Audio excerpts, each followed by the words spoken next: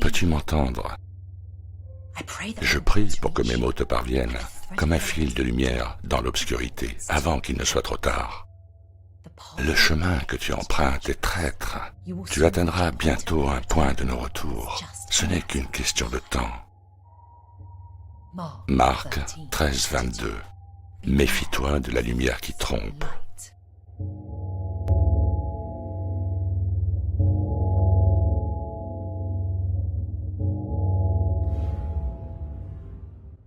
Il y a des puissances cachées qui travaillent dans l'ombre. De temps en temps, un événement ou un moment important se produit. Et si l'on est assez sensible, on peut sentir leur présence. C'est un sentiment vague sur lequel on ne peut pas mettre le doigt. C'est le même sentiment que vous avez eu quand vous avez vu Notre-Dame brûler. Ce n'était pas un accident.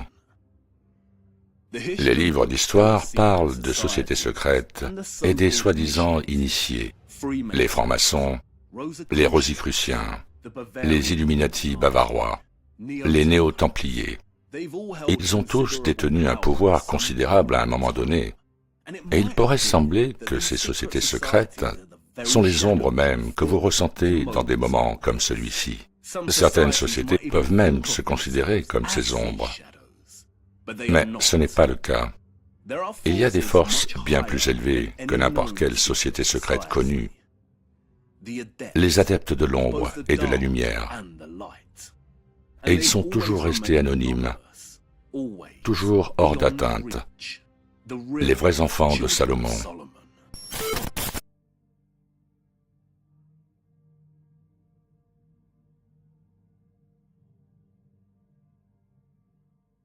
Les cathédrales médiévales recèlent-elles un grand secret?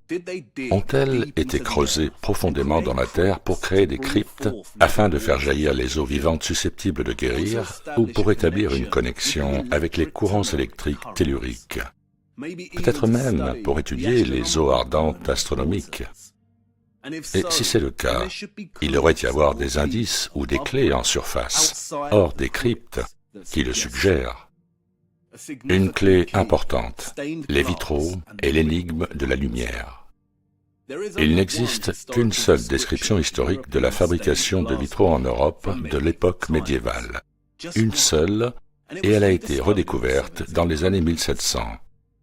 On sait relativement peu de choses sur les vitraux en Angleterre avant l'époque médiévale, avant 1170. L'utilisation des premiers vitraux n'est pas bien comprise. Et ce, parce qu'il n'en existe pas beaucoup aujourd'hui. Ils sont extrêmement rares.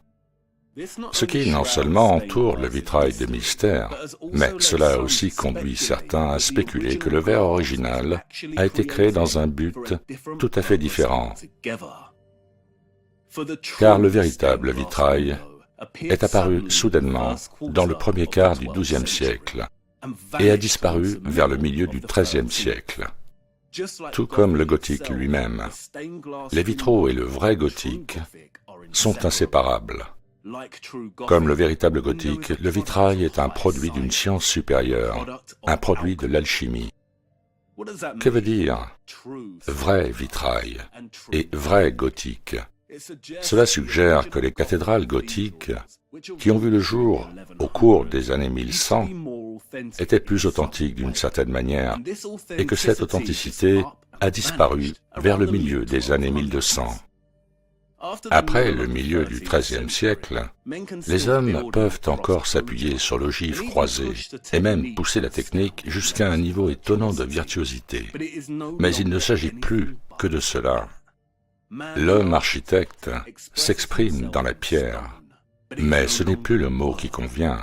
Le vitrier peut peindre son morceau de verre avec la plus grande habileté, mais ce ne sera jamais rien d'autre que du verre peint. Le véritable gothique est plus qu'un art et un style, plus que de l'architecture. Après les années 1200, les structures gothiques ont pu continuer à repousser les limites de la hauteur. De la sculpture décorative et du verre peint étaient produits, mais elles n'étaient plus construites dans leur but, leur fonction ou leur signification initiale. Le véritable gothique est le mot qui convient, le spirituel et l'alchimique. L'alchimie est une philosophie naturelle qui peut être interprétée comme le processus de transmutation qui permet de fusionner ou de se réunir avec la forme divine ou originelle. Cela implique qu'à un moment donné, la cathédrale, en tant que forme, fonctionnait ou s'accomplissait à un niveau de transmutation ou de transformation, cherchant à créer une connexion avec le divin. Transmuter signifie changer ou altérer la forme, l'apparence ou la nature, en particulier vers un état supérieur. C'est changer une chose en une autre. Et l'arche ici illustre ce que l'on pourrait classer comme une arche alchimique. Peux-tu m'entendre? Tu le peux. Qu'est-ce qui se passe?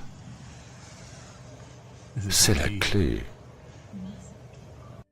Les architectes peuvent pousser les arches jusqu'aux limites stylistiques, mais comme nous le voyons ici à la cathédrale de Liverpool, le bon type d'arche est capable de porter le son d'un murmure et de l'amplifier à un point tel que la personne assise à l'autre bout peut l'entendre haut et fort.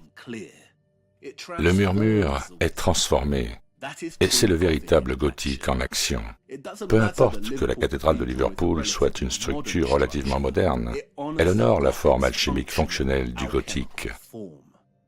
De nombreuses nouvelles cathédrales et églises peuvent avoir des cryptes modernes en accord avec le style historique de la forme. Mais ces cryptes modernes sont-elles reliées à l'eau sous la forme de puits ou autre, une eau qui a été transformée sous la terre par les courants telluriques? Si ce n'est pas le cas, elles ne peuvent pas être classées comme vraies. Qu'en est-il des vitraux? Qu'est-ce qui pourrait les rendre authentiques? La lumière, si l'on en croit à la tradition et à la science moderne, est une combinaison de deux choses. D'une part, les vibrations lumineuses, et d'autre part, une particule d'énergie. Celle-ci, dans la lumière du soleil, est active, pénétrante, stérilisante et relativement dangereuse pour la vie. Le corps humain s'en défend par un processus de pigmentation qui est fortement à la mode aujourd'hui. Son action est telle qu'aucune expérience alchimique ne peut être tentée à la lumière du jour. Pas plus que l'expérimentation de l'alchimie humaine, qui est une initiation. Tout comme les alchimistes cherchent à se protéger de la lumière du soleil pour leur travail au creuset, l'initiation requiert une protection de la caverne ou de la crypte. On peut alors se demander si le verre alchimique, doté de propriétés étranges qu'il expose à la lumière, ne constitue pas un filtre qui, tout en laissant passer des vibrations lumineuses, retient une particule d'énergie qui est nuisible à l'évolution de l'homme à l'intérieur du temple. Et l'on peut se demander si le verre plombé à l'antimoine des églises romanes n'était pas une première expérience dans ce sens.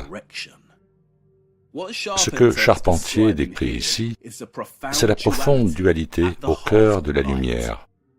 La lumière peut être analysée à la fois comme une particule et comme une onde. Le soleil rend la vie possible. Il fait croître tout ce qui existe. Mais en même temps, il peut être extrêmement dangereux et destructeur. Il nous fournit la vitamine D, essentielle à la santé, mais il peut aussi provoquer des douleurs en brûlant notre peau, ou même tuer par déshydratation suite à un coup de chaleur. En décrivant le docteur Faustus de Rembrandt, Victor Hugo souligne son exacte dualité. Ce soleil kabbalistique semble trembler lorsqu'on le regarde et remplir les cellules de ses mystérieux rayons. Il est à la fois horrible et beau. C'est pourquoi le Christ et le roi de Babylone sont tous deux décrits comme l'étoile du matin dans la Bible.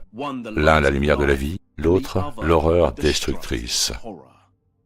Et c'est à cause de cette dualité paradoxale de la lumière qu'aucune expérience alchimique ne peut être tentée à la lumière du jour. Les alchimistes cherchent à se protéger de la lumière du soleil pour leurs travaux. Le véritable vitrail aurait-il pu en fait agir comme un filtre qui, tout en laissant passer les vibrations lumineuses, retient une particule d'énergie nuisible à l'évolution de l'homme dans le temple? Tout comme les scientifiques creusent profondément sous terre pour se protéger des radiations cosmiques et isoler leurs particules, nous avons une image similaire ici. L'un des alchimistes ou des philosophes utilisant des vitraux pour filtrer et bloquer les aspects nocifs du rayonnement électromagnétique du Soleil, une lumière en ultraviolet, de pénétrer dans l'espace alchimique de la cathédrale, le verre philosophal. La raison pour laquelle il n'est pas possible d'être brûlé par la lumière du soleil qui passe à travers une fenêtre est parce que le verre transparent a la capacité de bloquer les ultraviolets B ou UVB, la longueur d'onde responsable des coups de soleil. Le verre transparent ne peut toutefois pas bloquer les ultraviolets A ou UVA, et c'est pourquoi il est toujours possible d'avoir des lésions cutanées et des mutations génétiques en s'exposant au soleil près d'une fenêtre. Mais si le verre est teinté d'une couleur particulière, il acquiert alors la capacité de bloquer les UVA nocifs. C'est pourquoi certains suppléments, comme les huiles essentielles et des produits comme la bière, sont stockés dans des bouteilles en verre coloré. La couleur bloque les aspects nocifs de la lumière, qui dégrade et détruit son contenu.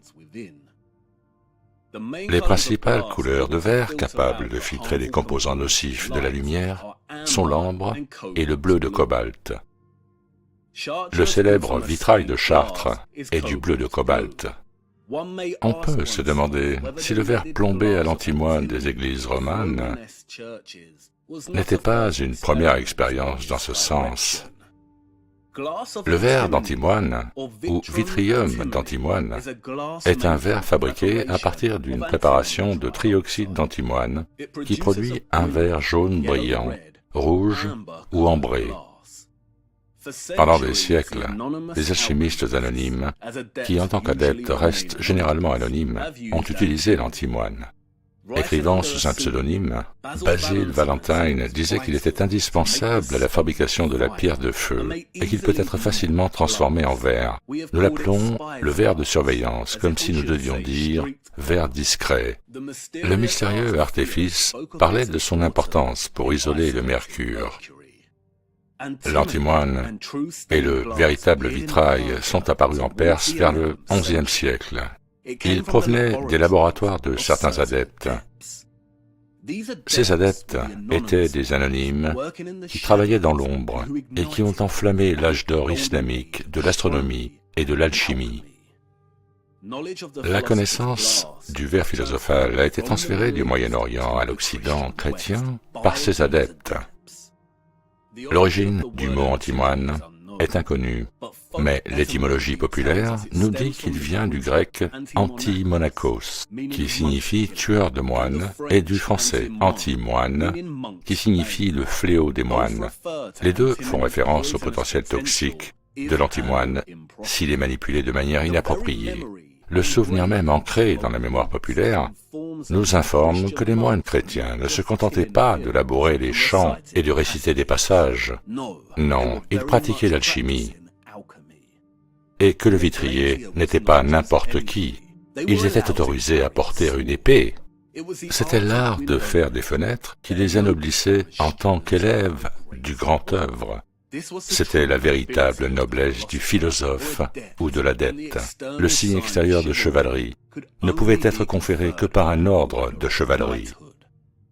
La guilde du vitrail n'était pas une plaisanterie. Elle pouvait élever quelqu'un à la classe de chevalier. Pourquoi? Le bleu de cobalt et le rouge ambré de l'antimoine n'étaient peut-être pas les seules compositions permettant au véritable verre philosophal de fonctionner. Aucune analyse chimique n'a à notre connaissance percé le mystère de la fenêtre gothique. Et alors que les archéologues contemporains commencent à peine à utiliser des technologies avancées pour comprendre le vitrail, ils reconnaissent qu'à moins d'entreprendre de grands travaux de conservation qui impliquent le démontage du vitrail et le retrait des morceaux de verre, des lacets de plomb qui les maintiennent ensemble, l'échantillonnage du verre à des fins d'analyse est impossible. Le verre d'origine peut contenir des substances qui n'ont pas encore été découvertes, qui filtrent les rayons lumineux dangereux. Mais il existe un problème beaucoup plus important. Toutes les fenêtres de la cathédrale de Chartres ne sont pas alchimiques. Une bonne partie d'entre elles ont été détruites, notamment celles situées en haut du chœur, par un évêque qui souhaitait être vu à la lumière du jour. C'était dans les années 1700, l'époque où le seul texte médiéval sur les vitraux a été redécouvert. C'est un fait frustrant à affronter, mais la majorité des cathédrales et monastères médiévaux ont été détruits ou ont été modifiés à jamais, de telle sorte qu'il est extrêmement difficile de comprendre ce qu'était leur forme d'origine. Certains des plus anciens vitraux du monde datent des cathédrales romanes normandes. La première chose que l'on remarque en se promenant dans une cathédrale romane, c'est l'obscurité qui règne à l'intérieur. C'est comme si elles avaient été délibérément construites pour être sombres, pour laisser entrer le moins de lumière possible, et elles dépendent fortement de l'éclairage artificiel pour éclairer l'espace. L'histoire conventionnelle nous apprend que les Romans n'avaient pas encore découvert l'arc brisé et ne pouvaient donc pas résoudre le problème de l'augmentation de la lumière dans leur cathédrale. L'arc brisé permet d'avoir des murs plus fins et plus hauts, et par conséquent de plus grandes fenêtres. Mais les arcs décoratifs romans et normands montrent qu'ils étaient parfaitement conscients de la géométrie arrondie et de la géométrie pointue. Il semble absurde qu'ils aient attendu des centaines d'années avant de l'utiliser pour obtenir la hauteur et la lumière qu'ils souhaitaient. Une explication plus simple et plus réaliste est que les cathédrales romanes ou normandes ont été délibérément construites pour laisser passer une lumière minimale.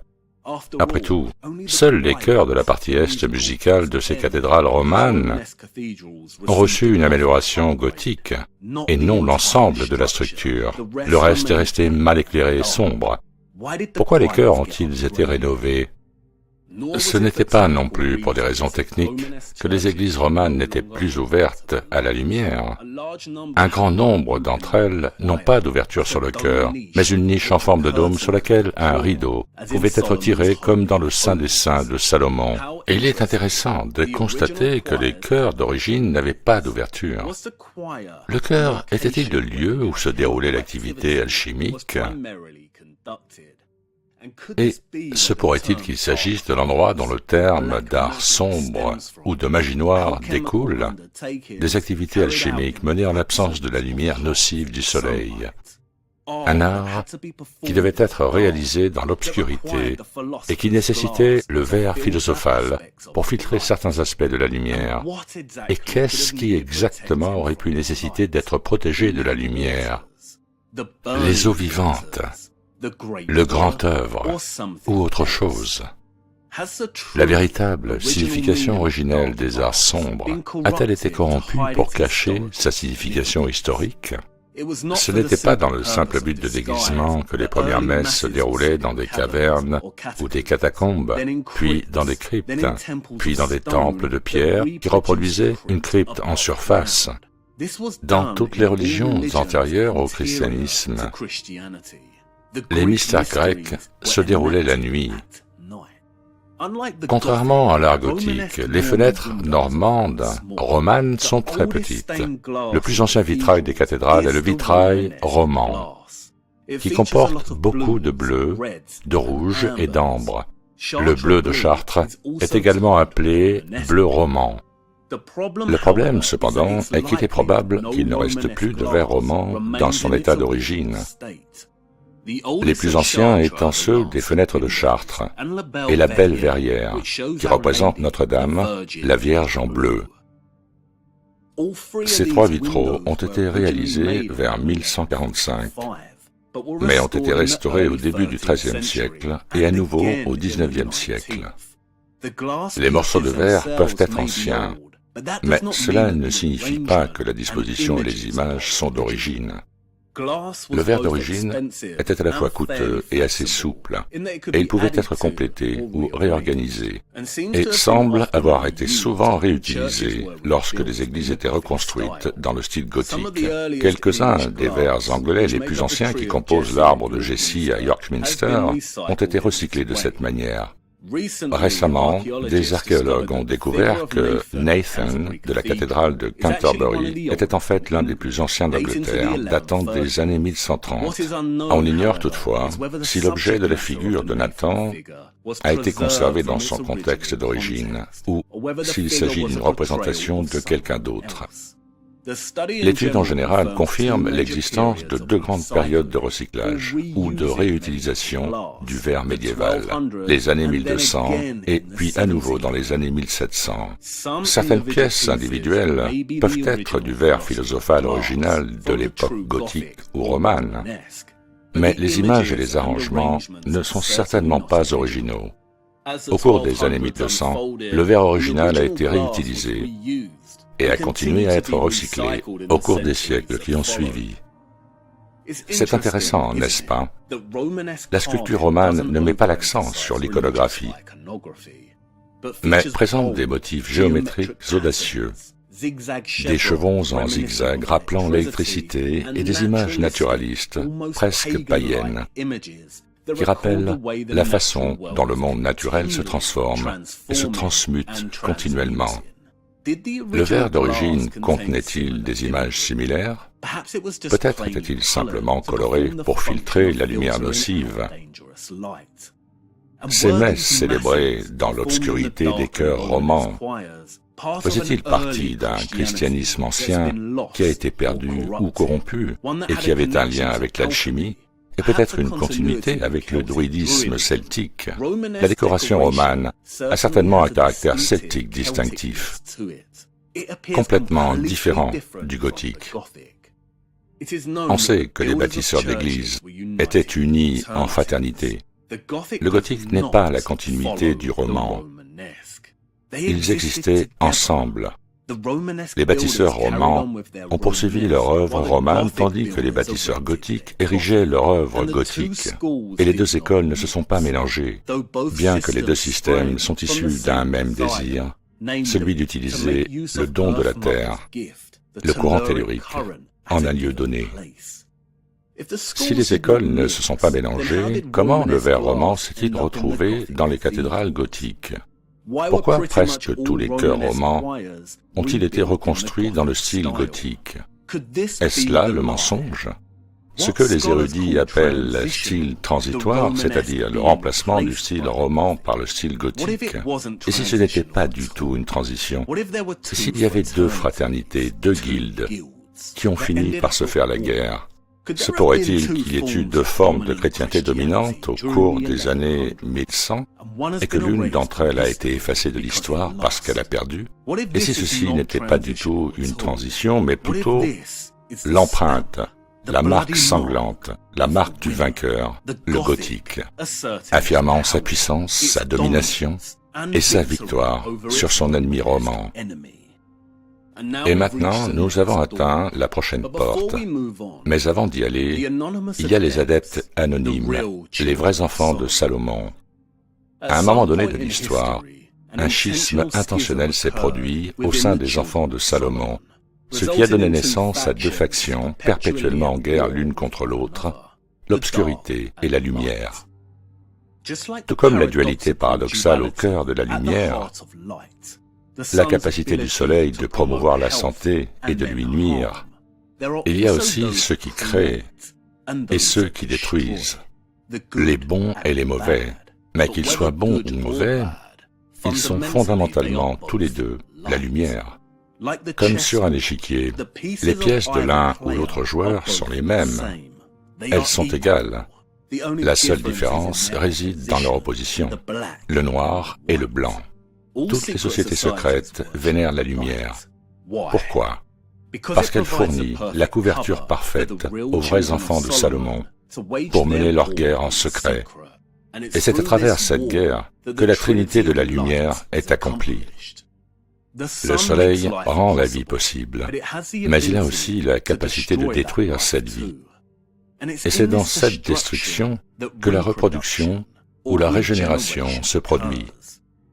Après plusieurs années, la fertilité de la forêt a décliné et elle est pleine de mauvaises herbes. Mais les cendres du feu qui la ravage et la brûle, restaure sa fertilité perdue. Elle repousse plus forte et plus fructueuse. Croissance, destruction et reproduction. La trinité de la lumière. S'il y avait deux fraternités, deux guildes, deux christianismes en guerre l'un contre l'autre, alors les enfants de Salomon sont responsables des cathédrales elles-mêmes, et les cicatrices qu'elles portent racontent l'histoire de cette guerre. Venez, allons-y, la porte d'à côté nous attend.